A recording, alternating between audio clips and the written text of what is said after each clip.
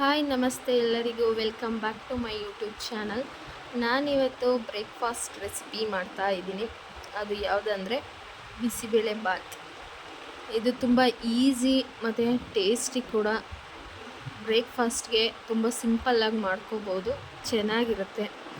ಹಾಗಾದರೆ ಯಾವ ರೀತಿ ಮಾಡೋದು, ಇದಕ್ಕೆ ಯಾವ್ಯಾವ ಇಂಗ್ರೀಡಿಯೆಂಟ್ಸ್ ಬೇಕು ನೋಡ್ಕೊಂಡು ಬರೋಣ. ಮೊದಲನೇದಾಗಿ ತರಕಾರಿನ ನೋಡೋಣ. ಯಾವ್ದ್ಯಾವುದು ತೊಗೊಂಡಿದ್ದೀನಿ ಅಂದರೆ ನಾನು ಆಲೂಗೆಡ್ಡೆ, ಬೀನ್ಸ್, ಗೆಡ್ಡೆಕೋಸು ಮತ್ತು ಕ್ಯಾರೆಟು, ಅದ್ರ ಜೊತೆ ಒಂದು ಕ್ಯಾಪ್ಸಿಕಮ್ನ ತೊಗೊಂಡಿದ್ದೀನಿ. ಅದಾದಮೇಲೆ ನಾನು 1 ಗ್ಲಾಸ್ ಆಗುವಷ್ಟು ಬೇಳೆನ ತೊಗೊಂಡಿದ್ದೀನಿ, ತೊಗರಿ ಬೇಳೆ. ಇದನ್ನು ಚೆನ್ನಾಗಿ ತೊಳೆದು 1 ವಿಷಲ್ನ ಹಾಕ್ಸ್ಕೊತಾ ಇದ್ದೀನಿ ನಾನು. ಯಾಕಂದರೆ ರೈಸು ಎಲ್ಲ ಮಿಕ್ಸ್ ಮಾಡಿ ಹಾಕೋದ್ರಿಂದ ರೈಸು ಫುಲ್ಲು ಸ್ಮ್ಯಾಶ್ ಆಗಿಬಿಡುತ್ತೆ. ಹಂಗಾಗಿ ಮೊದಲೇ ನಾನು 1 ವಿಷಲ್ ಬೇಳೆನ ಕೂಗಿಸ್ಕೊತೀನಿ. ಅದ್ರ ಜೊತೆ ಇವಾಗ 1 ಗ್ಲಾಸು ಬೇಳೆಗೆ 1 ಗ್ಲಾಸ್ ಅಕ್ಕಿನ ತೊಗೊಂಡಿದ್ದೀನಿ. ಇವಾಗ ಕಟ್ ಮಾಡಿ ತೊಳೆದಿಟ್ಕೊಂಡಿರೋ ಅಂಥ ತರಕಾರಿನ ಹಾಕ್ತಾಯಿದ್ದೀನಿ. ಅದಾದಮೇಲೆ ಸ್ವಲ್ಪ ಕಡಲೆ ಬೀಜನ ಹಾಕ್ಕೊತಾ ಇದ್ದೀನಿ. ಇದಿಷ್ಟನ್ನು ಹಾಕಾದ್ಮೇಲೆ ನೀರನ್ನು ಹಾಕ್ಕೋಬೇಕು, ಕನ್ಸಿಸ್ಟೆನ್ಸಿ ನೋಡಿಕೊಂಡು. ನೀರನ್ನು ಹಾಕ್ಕೊಂಡ್ಮೇಲೆ ರುಚಿಗೆ ತಕ್ಕಷ್ಟು ಉಪ್ಪನ್ನು ಸೇರಿಸ್ಕೋಬೇಕು. ಅದಾದಮೇಲೆ ಅರಿಶಿನದ ಪುಡಿ ಸೇರಿಸ್ಕೊಂಡು ಇದನ್ನು ಒಂದು ಸಲ ಚೆನ್ನಾಗಿ ಮಿಕ್ಸ್ ಮಾಡಬೇಕು. ಬೇಳೆ, ಅಕ್ಕಿ, ತರಕಾರಿಗಳೆಲ್ಲ ಹೊಂದ್ಕೊಳ್ಳೋ ಥರ ಫುಲ್ ಮಿಕ್ಸ್ ಮಾಡ್ಕೋಬೇಕು. ಇದಿಷ್ಟನ್ನು ಮಿಕ್ಸ್ ಆದಮೇಲೆ ಇದನ್ನು ಲಿಡ್ ಕ್ಲೋಸ್ ಮಾಡಿಕೊಂಡು ನಾವು 1 ವಿಷಲ್ನ ಹಾಕ್ಸ್ಕೊಬೇಕಾಗತ್ತೆ. ಸಾಕಾಗುತ್ತೆ 1 ವಿಷಲು. ಇದನ್ನು ಇಟ್ಟಾದಮೇಲೆ ನಾವು ಒಗ್ಗರಣೆಗೆ ರೆಡಿ ಮಾಡ್ಕೋಬೇಕು. ಒಗ್ಗರಣೆಗೆ ನಾನಿಲ್ಲಿ 2 ಹಸಿರು ಮೆಣಸಿನ್ಕಾಯಿ, ಆಮೇಲೆ ಬ್ಯಾಡಗೆ ಮೆಣಸಿನ್ಕಾಯಿ, ಈರುಳ್ಳಿ, ಟೊಮ್ಯಾಟೊ, ಕೊತ್ತಂಬರಿ, ಎಣ್ಣೆ, ಸಾಸಿವೆ ಇದಿಷ್ಟನ್ನು ತೊಗೊಂಡಿದ್ದೀನಿ. ಪಕ್ಕದಲ್ಲಿ ಒಂದು ಪಾತ್ರೆನ ಇಟ್ಕೊಂಡು 4 ಟೇಬಲ್ ಸ್ಪೂನ್ ಆಗುವಷ್ಟು ಎಣ್ಣೆನ ಹಾಕ್ಕೊಂಡು ಅದಾದಮೇಲೆ ಸಾಸಿವೆನ ಹಾಕ್ತಾಯಿದ್ದೀನಿ. ನಂತರ ಹಸಿರು ಮೆಣಸಿನ್ಕಾಯಿ ಹಾಕಿದ್ಮೇಲೆ ಕರಿಬೇವನ್ನ ಹಾಕ್ಕೊತಾ ಇದ್ದೀನಿ. ನಂತರ ಬ್ಯಾಡಗೆ ಮೆಣಸಿನ್ಕಾಯಿ ಇದಿಷ್ಟನ್ನು ಹಾಕ್ಕೊಂಡು ಸ್ವಲ್ಪ ಮಿಕ್ಸ್ ಮಾಡಬೇಕು ಎಣ್ಣೆಲಿ. ಹಸಿರು ಮೆಣಸಿನ್ಕಾಯಿ ಎಲ್ಲ ಸ್ವಲ್ಪ ಎಣ್ಣೆಲಿ ಫ್ರೈ ಆಗಬೇಕು.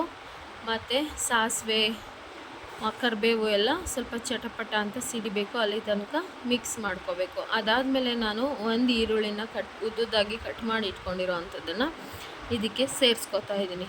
ಈರುಳ್ಳಿ ಆದಮೇಲೆ ನಾನು 2 ಟೊಮ್ಯಾಟೋನ ತೊಗೊಂಡಿದ್ದೀನಿ, ಹುಳಿ ಟೊಮ್ಯಾಟೊ, ಅದನ್ನು ಹಾಕ್ಕೊತಾ ಇದ್ದೀನಿ.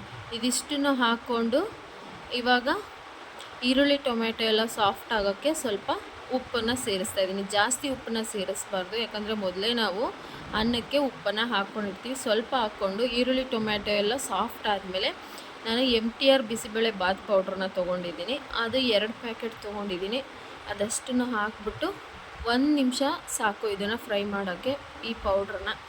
ಯಾಕಂದರೆ ಆ ಪೌಡ್ರನ್ನ ಕಾಳುಗಳೆಲ್ಲ ಬಿಸಿ ಮಾಡಿ ಹುರಿದಾದ ಮೇಲೇ ಪೌಡ್ರ್ ಮಾಡಿರ್ತಾರೆ. ಹಾಗಾಗಿ ನಾವು ಜಾಸ್ತಿ ಹೊತ್ತೇನು ಫ್ರೈ ಮಾಡೋ ನೆಸೆಸಿಟಿ ಇರೋಲ್ಲ. ಸ್ವಲ್ಪ ಎಣ್ಣೆ ಬಿಟ್ಕೋಬೇಕು.